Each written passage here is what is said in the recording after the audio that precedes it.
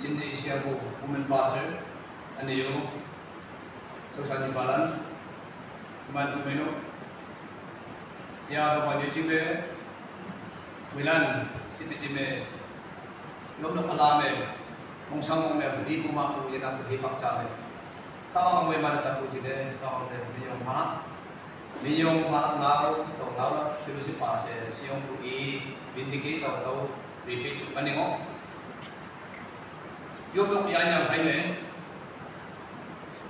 Giang xem là này Tôi phải là những lập gì đấy Just Yung lúc Cái Structural Committee Hàng xin Ây con nắng Một mắn Kêu Ui bà Ui Nắn Ui bà Lắn Anh yêu KNS kêu Ui Nắn KNS Ui bà Lắn Gong Ura Lắn Sa Sao Sa Nó Sao Sa Ni Bà Lắn Kumeno Kesta Sunday School Department, Manok Weir, Program Patna Palan, Sausan New, Sausan Ba Alanglan, Sausan yang Laku, Sausan Balan, Sausan Yulan, Manok Establan, Alanglan Hamsin Payamunam, Anu Long Bayran.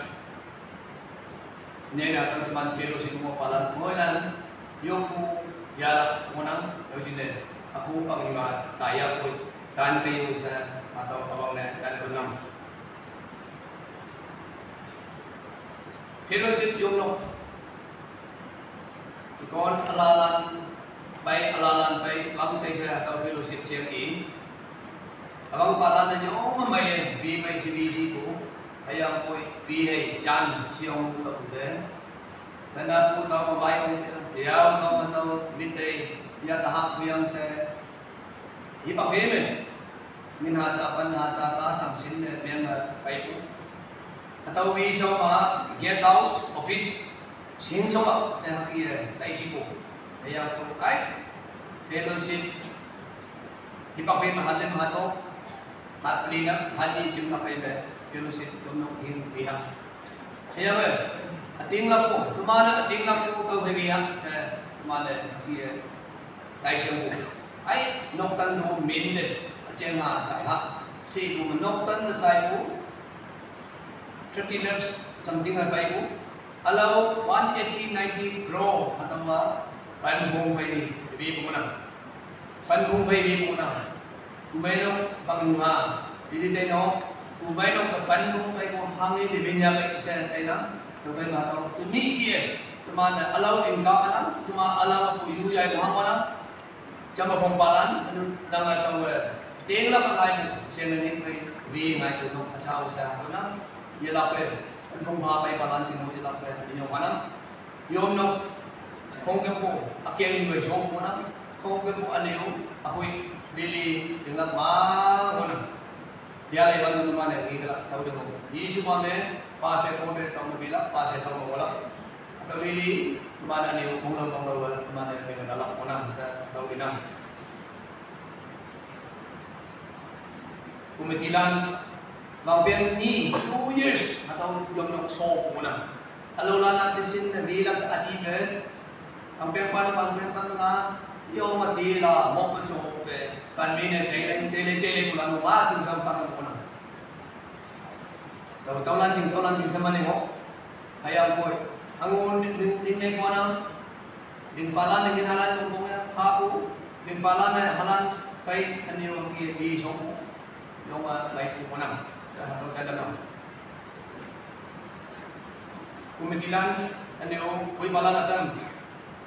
Kumitilan ninyong mapayo sa susaman ako yabang yung po. Ngorang cheng ha yak cheng ha yung ako kaya mong may nang ningaw yoyoy nung Indi amay yung unang alaw chol ako muna ngayong kauliliya Yoi sak ta bute ai ngoi miệng ya ko siu tai nam ani yo bin alo la ta pha tai nam hayam ko ni ya pha ko nhai ne mai dok ka ang chin bin ma cheng ma dui atawa ko na mui man ja nam ani yo wa kan le ya ko nam tu de kumitilan atang de mai dok mong mai ko ha tam pha na ki kuma noi pa choi ko lang convener anu pa choi chingdik reporting secretary ano yung finance in charge mana, lupa cai akok finance secretary. Lumayan yang tahu nak capai, yang nak jenis saya dua potong ini.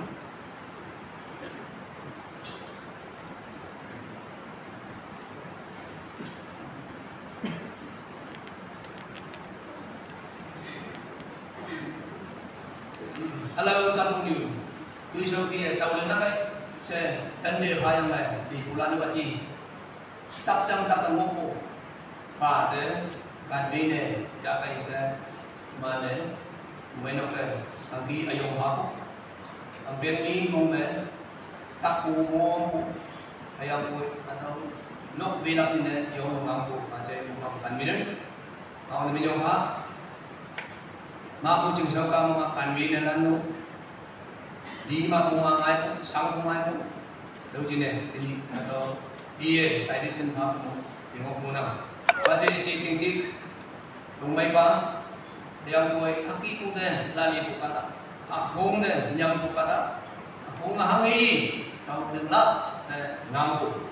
Iya, recording secretary saya sih, ako station anawan din, similar mengin andi ko po siya ngani iya jual po muna, tawag kayo ako muna. Din so teman baca, biko, iyo finance secretary. Siya ngayon, yan ang loob kaya. Iman lim kaya, susan balan, kumitilan, yak, chay, payo kayo sa teman na yi. Iman ko yung kaya sa kumada, yan, nanobay ko. Napcha, kung teman meeting niya, kasi ko hataw, returning wall, malang kayo biyang. Hataw nyo yan, baklian lang, siguro hataw, sinking riyan biyang sa ibo. Ay, biyang kaya ano yung another crew, pawag ka, returning wall lang. Saya itu nak kaji ko. Alam mo sanksi anang mo, iman akong gumutin ni mo kuya. Lumalit tayo mo may kawa naman ayan yan ako may malak. Jadi na, ya ko manok aja ako. May ko sa mga kuya. Ako lang. Luman sang ko, luman sa sibu sa ba. Nam sa kabahag ko. Ito yung hilak sila. Siya nga mo na ko pa.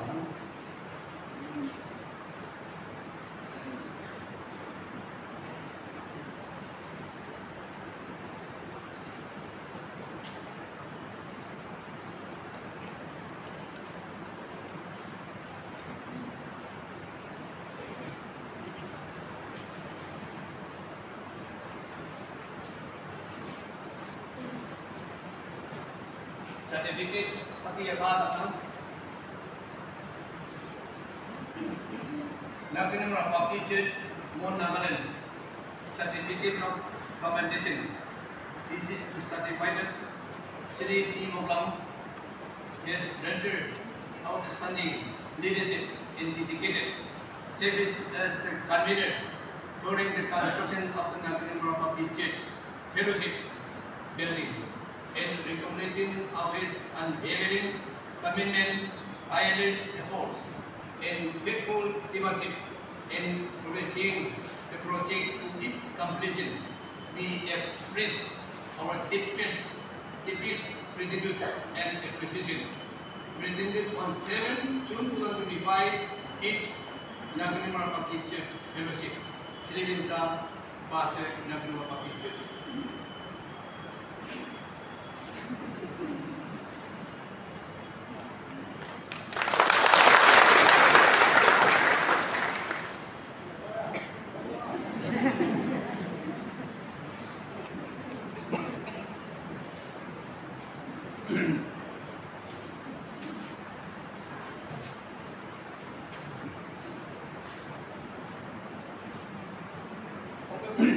Jadi orang